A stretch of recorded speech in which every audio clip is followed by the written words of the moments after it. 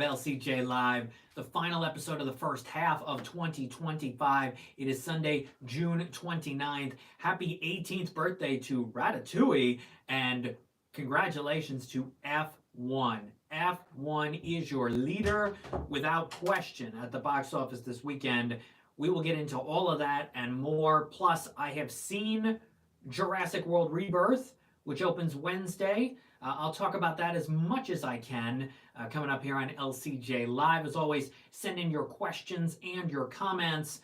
Number one, F1, $55.6 million. This is huge. It's the seventh biggest open of the year, but it's also big for Apple.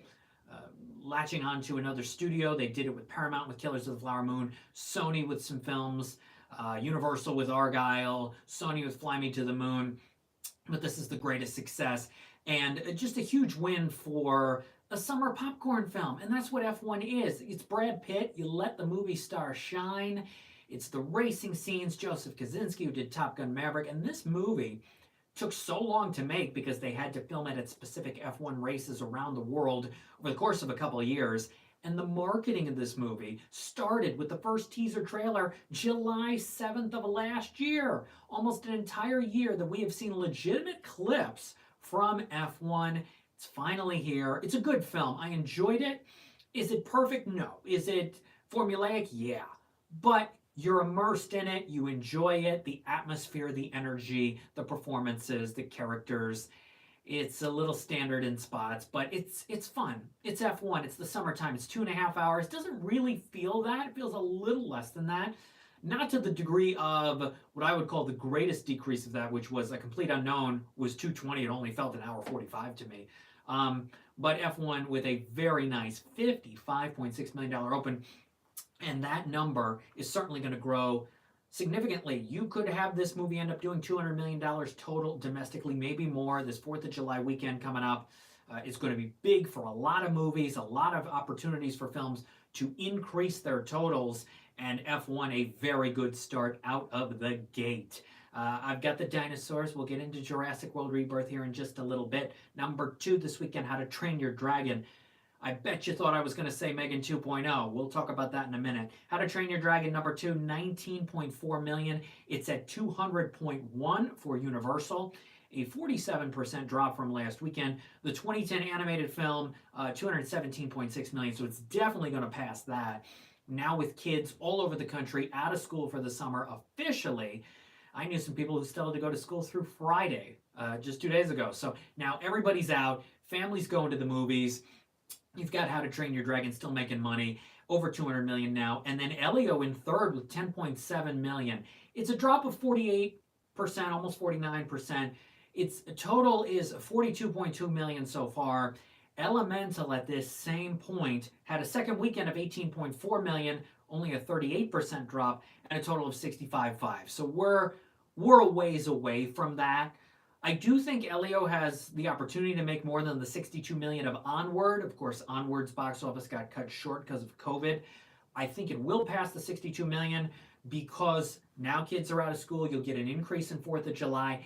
And like I said here on LCJ Live last week, you have a lot of young kids who are too young for Jurassic World, too young for Superman, don't want to see another Smurfs movie, and too young for a Fantastic Four. So in a lot of ways, you got another 4 weekends of Elio to make money. Now, will it get to $100 million? At this point, based on this lower than it should have been second weekend, I'm not sure Elio's going to get to $100 million at this point. I do think it gets past 62. But if you want my conversation with Claudia Chung Sunny, the VFX visual effects supervisor of Elio, go to animationscoop.com. Had a great conversation with her the other day, all about the intricate visuals of this Pixar true sci-fi film. We talk about all that. That Q&A is at animationscoop.com. Number 4 this weekend, wow, M3GAN 2.0, which I saw in a double feature right after F1, and my goodness, is M3GAN 2.0 a dud. And now it's a box office dud, just $10.2 million this weekend. The first one, just 2.5 years ago, opened to $30.4 million, total of $95.2 million. And the buzz going into M3GAN 2.0, I was feeling it that the curiosity factor of the first one was not there for this sequel. This sequel is much more of an action film, and sci-fi even more as well, and technology. Yes, the first one was about that, but the first one, which I didn't love, but compared to this one, it's 5 times better, had some entertainment value, a little bit of charm, a little bit of creativity, was engaging throughout, even if it didn't work or make sense, or there wasn't a lot to some of the sections of it, and it was shorter. It was like 20 minutes shorter than this. This is 2 hours, and it feels it. And it's the characters are so flim flam, and the dialogue and the situations. It's one of the bigger disappointments of the year. I think it's going to be for a lot of horror fans, a lot of people who like the original. M3GAN herself isn't even M3GAN herself per se for much of the movie. So yeah, M3GAN 2.0, what a miss. And Jason Blum, Blumhouse, and Universal have to be shocked this weekend. You know, they were having a good. Some of this year has been good for Universal. Dogman, How to Train Your Dragon, certainly. And Jurassic World will make money when it opens Wednesday. But some of these horror movies this year for them, like Drop, Woman in the Yard, even the action film Love Hurts, have flopped for Universal. Wolfman, too. So now you got another horror movie that just didn't do much, and that's M3GAN 2.0. There will not be a M3GAN 3.0, and I think the character is retired now. Number 5 is 28 Years Later, horror movie that dropped big, 68% drop this weekend, from that 30 million last weekend down to 9.7 this weekend. It's up to 50.4 million. It'll pass Karate Kid Legends to become the biggest Sony Columbia movie of the year in a day or two, but that's a bigger drop than I think Sony wanted. Number 6 this weekend, Lilo and Stitch. Families are going to the movies. It's just kind of spread out. Lilo and Stitch added 6.9 million. It's at $400.1 million, and so it passes 400 million. And Lilo and Stitch, though, still 60 million behind Moana 2. I don't know. I thought it could do exactly what Moana 2 did. I really thought that. So it'll get to 410, maybe even 420, but Moana 2 with that 460. So a little bit more of an interest in that. Number 7, Mission Impossible: The Final Reckoning, 4.2 million. It's at 186. It's got a shot at passing Rogue Nation from 2015, which did 195. It's got a chance. It may not happen. I think it'll at least get to 190. But Paramount now keeping its fingers crossed. Maybe this could pass that 195, which would be a positive for the end of the Mission Impossible franchise.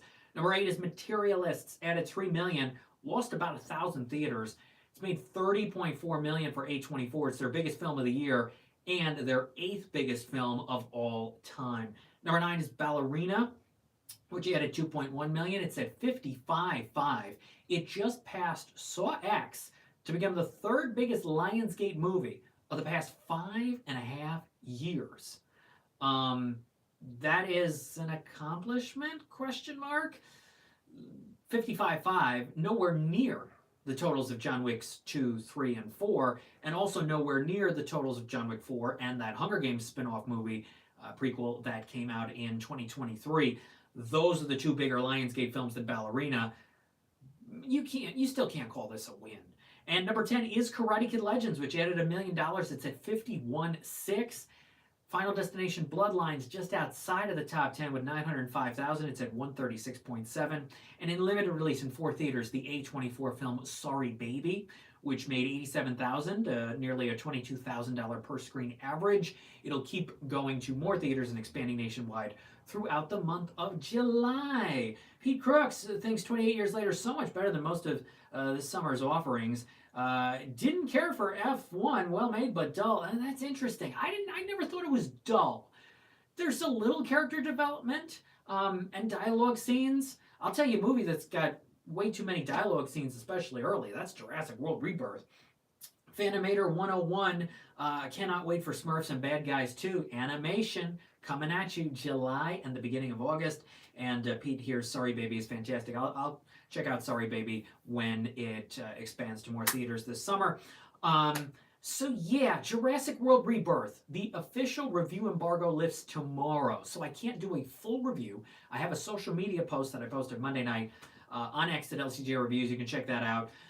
Look, here's what I'll say, which is basically what I say in that. It starts out with like 45 minutes of chatter, and the action's okay but not great, and the characters are bland, and a lot of frustrating story elements. You go, really? Really? Don't waste my time.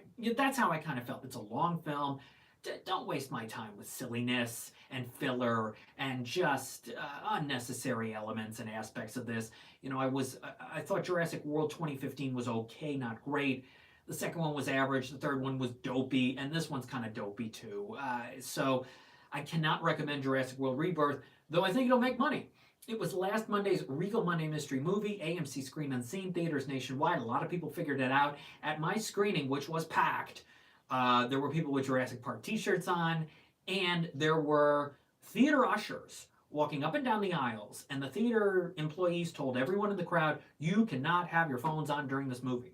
So Universal basically told theaters nationwide, look, because you're getting the biggest Regal Monday Mystery Movie that has ever been, certainly an even more high-profile blockbuster type movie than Gladiator 2, which is what I would call the previous biggest movie ever for a mystery movie, because of that, and because it was 9 days out from its release and all of that, Universal said to the theaters, you got to tell people to keep their phones off. So they came around to everybody. The trailers hadn't even started yet, and I still had my phone on, and a couple of employees said, you better make sure you have your phone off when the movie starts, and I said, yeah, absolutely. But they clearly got orders from the studio, and nobody had their phone on during the movie. It was great. People were engaged in the movie enough to not be tempted to take their phone out, and they might get in trouble and all that. I mean, I've been at press screenings over the years, many press screenings where you are told there is legitimate security there. Don't have your phone on. Don't have your phone on. Sometimes you put the phone in a brown paper bag. I used to have to do it even as a member of the press. And I had colleagues with me who were hesitant about putting their phones in the paper bags. And because you want to make sure you get it afterwards. And yeah, so I've had that at preview screenings that are free and for critics and audiences. But when it comes to a pay screening, the employees walking around. But I like that. I mean, I remember pre-COVID when the ushers used to walk around the theater all the time. It doesn't happen quite as much anymore. But I like the, ushers and security there. That's fine. That's good. So I respected the decision by Universal to tell the theaters that. And everybody kept their phones off, which was good. So, yeah, it was a packed showing. And now, when it comes to the rest of this program, in the months and years to come, how big will the movies be? Could we see another Jurassic World type movie as a $5 or $7 mystery movie screen unseen? How big are we going with future movies? Are we talking, is Wicked Part 2 going to be one of them? It's too late for Superman to be it, or Fantastic Four. I mean, the possibilities now, the door has been opened. We thought the door opened with Gladiator 2. The door now really opened to Jurassic World Rebirth for Universal to basically give that movie up 9 days early to get reaction and for a cheaper ticket price, but they want as much money from this as possible. I do think it will make a lot of money starting Wednesday. That money from Monday will carry over into that, and hopefully for the sake of Universal and movie theaters, at least $100 million in that 5 day, maybe more, maybe 150. We'll see how high it can get. The first Jurassic Park movie is certainly the best. And I got to tell you, a lot of this new one reminded me of Jaws. There's a lot of elements to it, for sure. Is the new Jurassic World going to hit the $1 billion mark, says Christian Kozlowski?